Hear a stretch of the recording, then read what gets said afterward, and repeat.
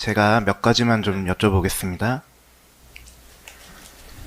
그 12월 3일 비상계엄 선포할 때 국무회의가 필요한 거 원래부터 알고 있었다라고 말씀하셨는데, 그러면 그 총리인 피고인을 대통령실로 부를 때 나머지 국무위원들도 좀 여유롭게 불렀으면 뭐 22시경에는 원래 계획대로 선포할 수 있었을 것으로 보이는데요.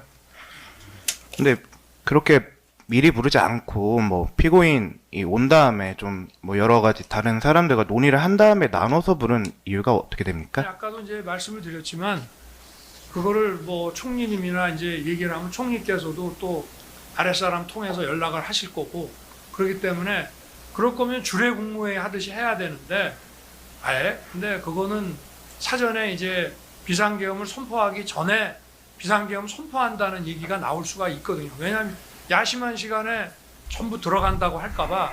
그래서 그 국무위원들을 연락하고 대통령실에 오는 과정도 대통령실에 간다고 절대 누구한테 알리지 말고 들어오시라 하고, 대통령실에 들어오는 이 과정도 경호처를 통해서 보안 손님으로 해서 별도 문으로 해서 이렇게 들어오시게 보안 조치를 했기 때문에 그렇게 했습니다.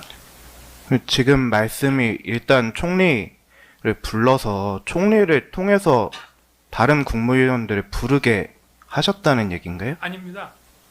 뭐 총리께서도 전화할 수 있지만 하여튼 한 분 한 분 다 이렇게 보안 손님으로 모시기 위해서 이렇게 따로 연락을 했습니다. 혹시 비상계엄 선포하면 네. 증인은 대통령이었고 피고인은 총리였는데 서로 어떤 역할을 수행하게 됩니까? 그러니까 그 비상계엄이 사실 그 제가 누누이 얘기했지만 어떤 정무 계획이 전혀 없습니다. 이후에 뭘 어떻게 할 건지에 대해서 검찰이나 뭐 특검도 조사를 많이 했지만 이 선포 후에 무슨 정무 계획 프로젝트를 가지고 한다는 거에 대해서 아무 나온 게 없고요.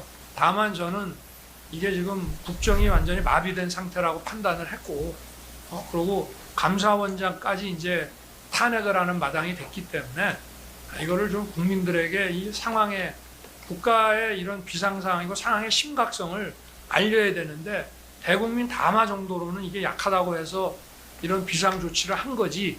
그리고 그 와중에 선관위에서는 그 1년 전에 국정원에서 검토를 했는데 점검을 했는데 거기에 뭐 비밀번호도 1, 2, 3, 4, 5에 방화벽도 안 돼 있고 또 지금 말씀 중에 죄송한데 요지만 말씀해 주십시오. 네. 그러니까 계획이 없었다 이 계획이 말씀입니까? 없었습니다. 근데 특별히 뭐 총리와 저 사이에 뭐 업무 분담하고 할 그런 것이 전혀 계획된 게 없었어요.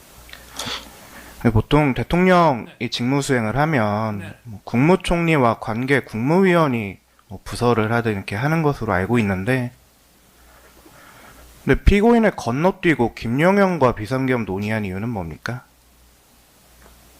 그러니까 준비를 시켜야 되는데 예를 들면 이제 뭐 계엄 선포 담화문이라든지 뭐 이런 것들을 좀 해야 되는데 제가 그거를 총리를 통해서 할 수는 없고요.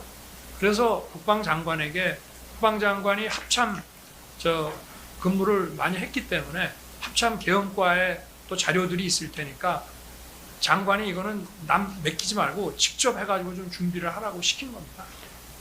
총리를 통해서 할 수 없다는 이유가 어떻게 됩니까?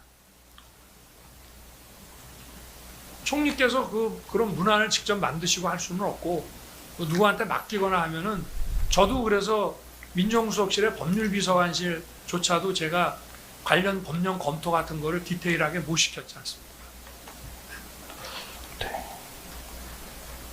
그 추가로 온 국무위원들 뭐 송미령, 최상목, 조규용 뭐 장관들 등등이 있는데 네.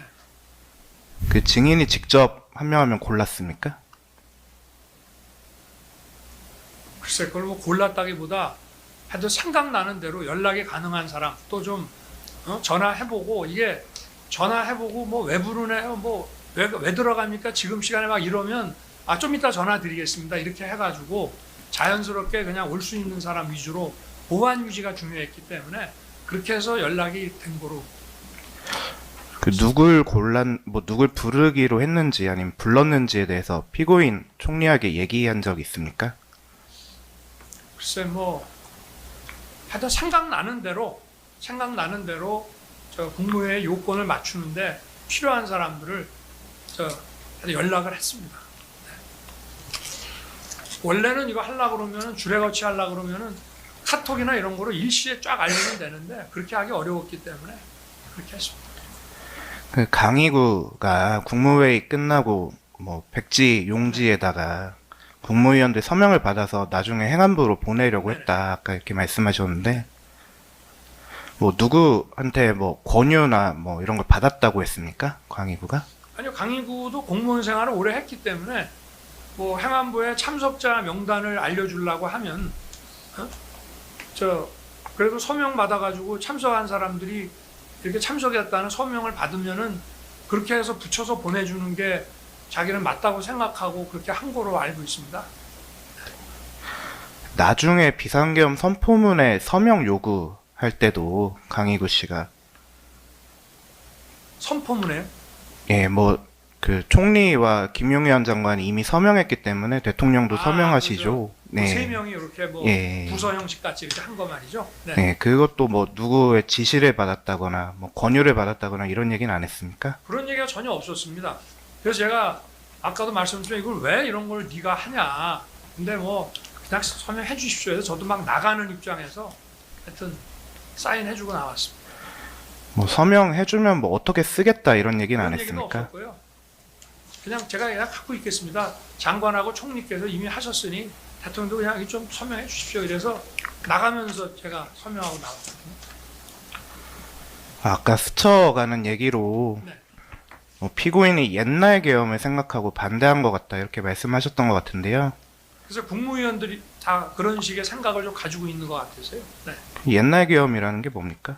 좀 아무래도 군이 뭐 한 몇만 명 투입이 되고 뭐 이런 옛날 계엄이라는 게 이제 뭐 집회 시위 같은 게 막 일어나고 그런 게 막 저 사회 혼란을 야기하고 하면은 대단위로 막 군이 투입돼 가지고 하는 그런 계엄들 이제 저희만 해도 학교 다닐 때 그런 거를 이제 봤기 때문에 그런 거를 이제 생각하시는 것 같아서 이제 제가 하여튼 걱정하지 말라는 취지로 저는 얘기를 했습니다.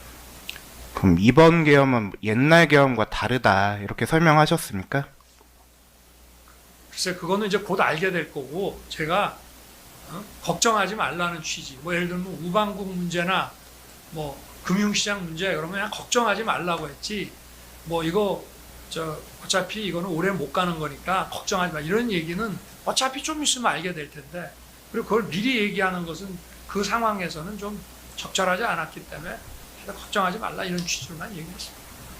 그럼 총리나 다른 국무위원들이 뭐 어떻게 걱정을 안 하냐, 왜 걱정을 안 해도 되냐 이렇게 안 물어봤습니까? 글쎄 뭐 그렇게까지 뭐 질문을 한 기억은 없습니다. 저한테.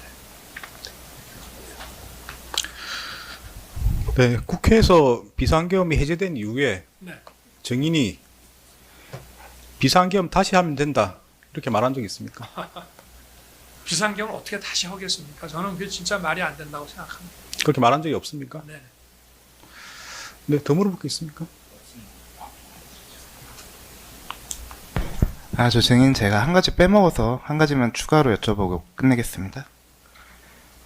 그 추경호 원내대표랑 통화하셨다고 아까 말씀하셨죠? 그래서 상의를 미리 못해서 미안하다 이렇게 얘기했다고 하셨는데 맞나요? 그런 취지로 얘기를 했습니다. 그럼 추경호는 뭐라던가요? 뭐 거기도 제가 오래 안 갈 거니까 걱정하지 말라는 하여튼 뭐 이 계엄에 대해서는 걱정하지 말라는 사전에 얘기 못해 미안하고 여기에 대해서 하여튼 너무 걱정하지 마라 내가 하여튼 잘 하겠다 그런 얘기를 했고 그런 것 같습니다. 그러고 뭐 이제 여야 무슨 원내 협상 진행하고 했던 뭐 그런 얘기들도 좀 하고 그랬던 것 같습니다. 추경호가 걱정하고 있었습니까? 아니 제가 그렇게 얘기를 했죠. 네. 이게 왜냐하면 이제 계엄이라고 하니까 또 정치인들은 또 뭐 자기들이 어떻게 되는지 뭐 이런 걱정 혹시 조금 할 수 있지 않겠습니까? 그래서 그런 얘기를 제가 한 것 같습니다. 걱정하지 말라니까 추경호가 뭘 했는지는 기억이 나십니까? 그래서 하여튼 그 대화 자체는 뭘 얘기를 했는지는 정확히 기억이 지금 안 납니다. 근데 하여튼 제 취지는 미리, 왜냐하면 추경호 대표가 야당과 협상 때문에 고생을 많이 한 거를 제가 알고 있거든요. 수시로 통화를 했기 때문에. 그래서 거기에 대한 제가 하여튼 미리 얘기 못해서 미안하다 하면서 뭐 대화를 좀 한 것 같습니다. 해제와 관련해서 말씀하신 건 아니고요. 해제. 해제 결의, 국회 비상경 해제 결의에서 말씀하신 건 아닙니까? 해제 결의는 뭐 제가 처음에 시작할 때도 장관한테 제가 말씀드린 건 추경호와 네, 그렇기 통화를 때문에 할 때 추경호하고 무슨 해제 얘기를 특별히 한 거 기억은 없는데요. 기억이 없습니까? 네네, 해제 관련한 얘기는 없는 것 같아요. 추경호 의원 말고 다른 의원과 통화한 적이 있습니까? 비상경 그래서 후에. 제가 그때 뭐 하여튼 야당과의 이런 어떻게 보면 뭐 협의와 이런 대결 이런 거에 고생을 좀 했다고 생각하는 사람이 저 추경호와 나경원이었는데, 나경원 의원한테도 전화가 왔는지 제가 했는지 통화를 한 기억이 있거든요. 무슨 이야기를 했습니까? 그건 뭐 정확히 기억이 안 납니다. 하여튼 나경원도 뭐 하여튼 고생하는데 이런 거를 미리 하여튼 알려주지 못해서 미안하다라는 취지의 얘기를 하지 않았나 싶습니다. 근데 그 통화 시점이 사실은 비상계엄 후에 네네. 아주 그렇죠. 급박한 상황인데 그때 전화를 해서 고생이 방에서 이제 다들 가고 네. 제가 방에 이렇게 혼자 있으면서 그때는 뭐 이렇게 방에 사람도 없고 뭐 이렇게 좀 정신없고 이런 상황이 아니었고. 그러니까 뭐 어떻게 말씀하시는지는 증인이 말씀하시면 되는 건데 네. 그 당시 상황이 이렇게 뭐 일반적으로 보면 급박하다고 볼 수도 있는데 네. 그 상황 안에 전화해가지고 고생이 많았다 이런 취지로 말씀하셨던 건가요? 그렇습니다. 네, 뭐 그때 뭐 특별히 저도 할 일이 없었거든요. 그 당시 상황에서는. 네, 없으시면 마치겠습니다. 네, 네, 마치겠습니다. 네, 네, 정의식은 마치겠습니다. 돌아가시면 되겠습니다. 네. 네.